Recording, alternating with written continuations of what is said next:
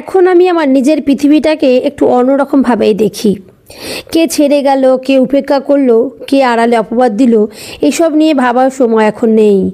কারণ যারা চলে যায় তাদের নিয়ে আফসোসের মানেই নেই। আমার কাছে গুরুত্বপূর্ণ হলো কে থেকে গেল সব ঝড়ের মধ্যে, কে খারাপ সময়ে কাঁধ বাড়িয়ে দিল নীরবে। যে মানুষগুলো দিনে যেমন, খারাপ দিনেও তেমন, ভালো দিনেও তেমন, সেই মানুষটাকেই আমি আপন বলে মনে করি। জীবনে অনেকে আসে অভিনয় করতে, কিন্তু অল্প কজন থাকে নিঃস্বার্থ সত্তায়। সেই অল্প মানুষগুলোকেই আমি আমার পৃথিবী বলে মনে করি। কারণ দুঃসময়ে যে মানুষগুলো আমাদের আশেপাশে থাকে তাদেরকে আমরা অনেক সময় চিনতে পারি না, আমরা বুঝতে পারি না, কিন্তু তারা কিন্তু চুপিসারে আমাদের অনেক কাজ করে দিয়ে যায়। এবং সব কিছু খারাপের যেরকম ভালো হয়, আবার ভালোর মধ্যেও খারাপ আছে। অনেক খারাপ কিছু আমরা যখন ভাবি, কিন্তু তারপরে যখন ভালোটা, মানে এটাই বলতে চাইছি যে অনেকে হয়তো ঠকিয়ে চলে গেল, অনেকে দুঃখ দিয়ে চলে গেল, অনেকে কথা শুনিয়ে চলে গেল, পরবর্তীকালে না তার থেকে আমরা একটা শিক্ষা অনুভব করি। আর এই শিক্ষাটাই আমাদেরকে সামনের দিকে নিয়ে যেতে সাহায্য করে।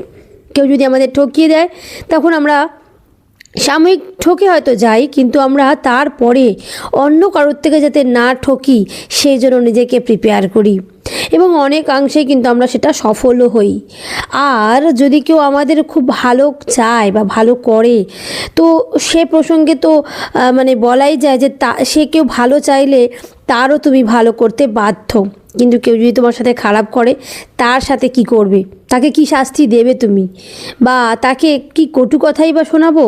দেখো, কটু কথা মাঝে মাঝে আমরা শুনিয়েই ফেলি কম বেশি, কিন্তু একটা কথা আমাদের মাথায় রাখতে হবে যে ভগবানের লাঠি কিন্তু শেষ দিনে, ভগবান ঠিক ঠিক জিনিস কিন্তু সাজিয়ে রেখেছেন প্রত্যেক কটা মানুষের জন্য।